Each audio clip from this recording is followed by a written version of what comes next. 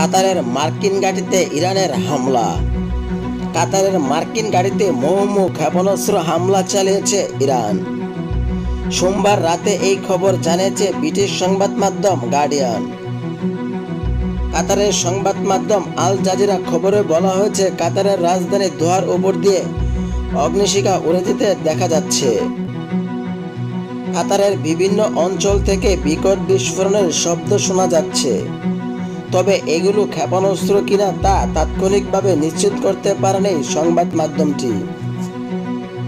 এদিকে ইসরায়েলি এক কর্মকর্তা বরাতে মার্কিন সংবাদ মাধ্যম এক্সিওস নিউজ জানিয়েছেন, কাতারে মার্কিন সামরিক ঘাঁটি লক্ষ্য করে 10টি ক্ষেপণাস্ত্র নিক্ষেপ করেছে ইরান।